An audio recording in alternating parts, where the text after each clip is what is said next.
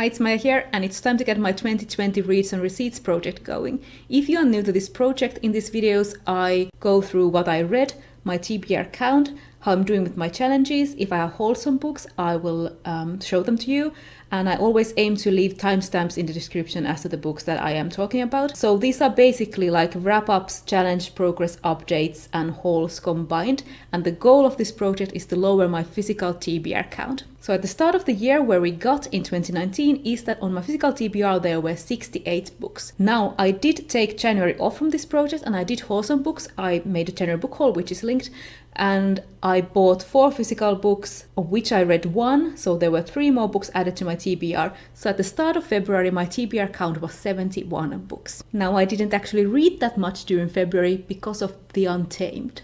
I watched almost all of the 50 episodes during the final week of January and the first week of February, and after that I was in such a big story hangover that I couldn't concentrate on anything else. I couldn't think about starting to read another story. It's such a good show. It's a Chinese fantasy show that's on Netflix, and it has great character relationships, a beautiful love story, and lots of twists, drama, scheming, sword fights, and longing looks, and it's highly recommended by me now. But onwards to talk about the actual books. Because I took January off, I didn't do a January wrap-up because I didn't feel like it, but I wanted to mention my 2 favorite reads from January, both of which I gave 4 stars.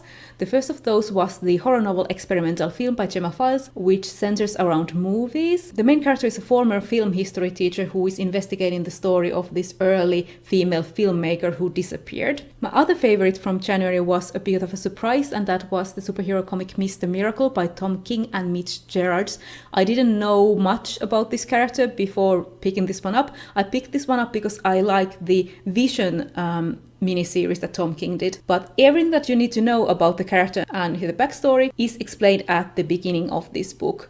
So it's about family and trauma, and it's very good. So now we're moving on to February's reads. The first book that I finished in February was a library book, and that was Brown Girl in the Ring by Nalo Hopkinson. This is my first ever Hopkinson book. This is a story set in future Toronto where the inner city is barricaded behind roadblocks and is left to crumble. There are still people who live there. There is a lot of crime, but there's also just a lot of people who are just trying to make the best life that they can. The main character is Tijan, who's just had a baby, and she lives together with her grandmother Grosjean, who is a healer. In this book, Tijan comes face to face with her heritage, learns about some ancient truths and her family's history with the guards, as well as gets unwillingly entangled in the plots of the city's crime lord through her baby's father, Tony. This was a very gripping and fast read. I found it very fun to read, even though it had its share of gore. And the setting and the mythology were really interesting, especially the gods and other magical beings. Jab Jab was my favorite because tricksters are the best. I also like the main character, Tijan. She was great to follow, and she is so clearly young, and through the book she's trying to figure out what she wants. So like I said, this is my first Hopkinson, but I will read more. I gave this one 3 stars. Next I read a contemporary young adult graphic novel from the library, and that is Laura Dean Keeps Breaking Up With Me by Mariko Tamaki and Rosemary Valero O'Connell. So the main character is Frederica, or Freddie, and her girlfriend Laura Dean isn't a great girlfriend. Laura is popular, fun and confident, but kinda sucky when it comes to her relationship with Freddie, or keeping her promises and things like that. So this is a story about high school kids and unhealthy relationships, and about friendship and being a good friend and learning about yourself and what you want. This kind of story isn't really my kind of thing. I picked this up because I love Rosemary Valero O'Connell's art and I wanted to look at it. I have read from Mariko Tamaki before, this one summer, and her stories don't tend to be my cup of tea. They just don't hit me or speak to my experiences, but Rosemary Valero O'Connell's art is so beautiful. It's lovely and amazing and clean, and I love to look at it, especially the pages where there were plants were especially beautiful in this graphic novel. I didn't rate this on Goodreads because I picked it up just because of the art. The story is well written, it's a well done comic. I'm just not the audience for it. If I would give it a rating, it would be 2 stars, just based on my personal interest in the story, but I didn't give it 1 on Goodreads. Then I just continued reading library books because I started that in January and it seems I couldn't stop. And this is The Thorn and the Blossom, a two-sided love story by Theodora Goss. This mixes the Gawain legend with a contemporary love story. And while I'm talking, I realize I don't know how to say Gawain in English. I would say Gawain in Finnish, like Gawain and the Green Knight. that person. So this book was a pretty interesting book because I like the physical object, because it was an accordion bound book. So it was basically like one big page that was folded up, and on the other side of the book there was the story of one of the lovers, and then you could flip it over and there would be the other story of the other person. So it had the stories of both of the people in this relationship, and it said that you could start with either story, but I read Evelyn's story first, then Brendan's, and to me that felt like the right way to read it, how it was meant to be read and how it made the most sense. Evelyn's story just felt much more fleshed out and like the main event. So this tells about Evelyn Morgan, who is on vacation in a small village in England, and while there she meets Brendan Thorne, who tells her of the local variation of the Gawain legend. As time passes, we go through the different phases in the characters' lives and how the legend seems to entangle with their story. I really like Theodorakos' writing, and I like the university literary scholar setting that this had. And while the story isn't the kind of thing that I normally go for, like contemporary romance, I found I was enjoying myself, especially with Evelyn's side of the story, and I gave this one 3 stars. Then I read another one of my nostalgia reads. This is Annen Balettihave, or Ballet for Drina, by Jean Estoril, and this I read from the library, and it is a kid's book written in the 50s that I read when I was a kid. So I did a few of these nostalgia reads in December. These are just some books I remember reading and liking as a kid, and I wanted to re-experience them, and I continued in February with this. I don't give star ratings to these, I'm just going to briefly mention it. It's about a 10-year-old girl who wants to dance ballet, but her grandmother seems to be against it. I think I maybe like the later books in the series more when I was a kid, since I liked school stories, and the second book is actually set in a ballet school. Like in this one, Drina just wants to convince her grandparents that she needs to study dance. Next I read an owned digital comic, and that one was Claymore Volume 1 by Norihiro Yagi, and this is a horror fantasy manga. It's about these monster hunter warrior women called Claymores, who are half monster themselves and possess some extraordinary powers. This first volume was very introductory. I don't feel like I know a lot about the world or anything about this yet. We were basically introduced to Claire, who was this one Claymore, and we followed her on her monster hunting cases and watched her gain a human follower. So the theme of this seems to be humanity, how these Claymores are half monsters and how they have to keep that side of themselves in check, and what that means to Claire. I wasn't really sold yet, but I will give this 2 more volumes. This was very introductory, like I said. The art style was fine. I wanted a bit more. A lot of the old men especially were drawn the same way.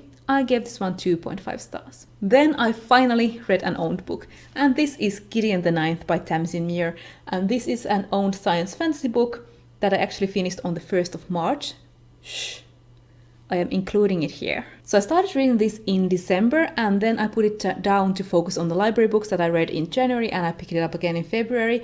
So I did love the beginning. I didn't set it down because I didn't enjoy it. And when I started reading it again, I was so glad to be back. It's rare for a book to make me laugh out loud, but Gideon did it many times. Like, Gideon is made out of bad attitude and worse jokes. I really love the writing style that fits so well with this necromantic world.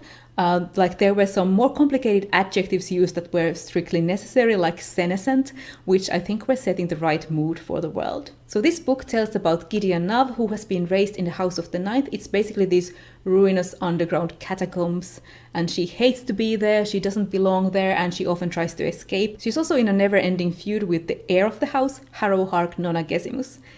Can I say I just love these names? This book starts when the Emperor calls all the necromantic heirs of all the 9 houses, as well as their cavaliers, who are these sort of sworn bodyguards, to come and join this game or this trial, which is an opportunity to rise to the highest rank in the empire, basically. So now Gideon finds herself tied to the job of Harrowhark's swordswoman, and she's promised that she will get her freedom in return after the trials. And so begins this mysterious game in the sprawling house of the first. Now, I really liked reading this book, but it did have some slow parts, especially in the middle, and at first it was difficult to keep track of all the necromancers and the cavaliers with their complicated names, especially when they were like introduced first, but then we might not see some of them until later on. But I sort of loved those names, like I said, and there is a list of characters that you can refer back to. I loved this world. I loved how it revolved around like different sorts of necromantic powers, and I loved the crumbling Gothic palace and how everything was always a bit more extra than it needed to be, and how Gideon made me laugh. and the writing style was gothic and sprawling, very much like the palettes that the characters were exploring. I had so much fun with this book, even though, like I said, there were some slow parts, and also I didn't enjoy the final 100 pages as much as the rest of the book, as I'm not a big fan of battles or like big exploding fights in books. They get boring for me. Also, the author developed a taste for the word myriad in these last 100 pages, and suddenly it was in every chapter at least once, and I couldn't help but notice it every single time because it was there so often, especially when it was used in a different way that I was used to. But all in all, Gideon the Ninth was a fun ride with great aesthetics and lovable trash bag main characters, and I'm really looking forward to the sequel. I gave this one 4 stars, and this brings my TBR count to 70 books. Now we're moving on to the receipts. Did I make progress in my 10 books I want to read in 2020 list? No. Did I make progress in my reread challenge? No. Then is my TBR chart challenge. I have 2 challenges going on simultaneously. One was to read a book featured in a Try a Chapter video, and yes, I finally completed this by finishing Experimental Film by Gemma Files in January, so I get to pull another challenge from the jar. The one challenge that I have left that I have yet to complete is read a book featured in a book haul revisit. But now I'm gonna go get my TBR jar because I forgot to get it in preparation for this video. Okay, I'm back with the TARDIS, and let's pull out another challenge. I have completely forgotten what challenges are in this jar because I made it such a long time ago. Like, was it 2 years? I'm not sure. But let's go with this one. Longest title. So this one doesn't give me a lot of leeway. I have to read the book that has the longest title on my physical TBR. I have no idea what that is. I went and took a look at my TBR shelf, and I think the longest title might be The Mysterious Benedict Society by Trenton Lee Stewart. I think this had 28 letters in the title, so it might be this one unless I find something longer, but I think it's this one. And this is about 4 children with unusual talents who are recruited for a top secret mission. There's only one rule: there are no rules. I bought it so long ago that I've forgotten why I wanted to read it, but I think this is the longest title on my TBR. As to the haul part, there is the January book haul, which I linked, and then there are also 2 digital comics that I bought in February. First issue of Far Sector, which is by N.K. Jemisin and Jamal Campbell, and this is the first issue of Jemisin's Green Lantern science fiction series. The other digital comic that I bought, this was on sale, and that is Spell on Wheels by Kate Leth, Megan Levens, and Marissa Louise. And this one is like a contemporary fantasy. It's about 3 young witch women who set out on this road trip of sorts when some of their magical artifacts are stolen and they are trying to get them back. And finally, for the stats, in February I read 5 books. That was 1022 pages. I told you I didn't read a lot. That is on average 37 pages a day, and it took me on average 4 days to read a book. These stats don't actually count Gideon the Ninth because I marked it as read on the 1st of March, so it will be in the March's stats. And my current physical TBR number is 70 books. Now we're moving on to March, and I hope I make a bit more progress with my physical books and not just read library books or watch The Untamed again or something. But that's all from me for now, and I'll see you in my next video.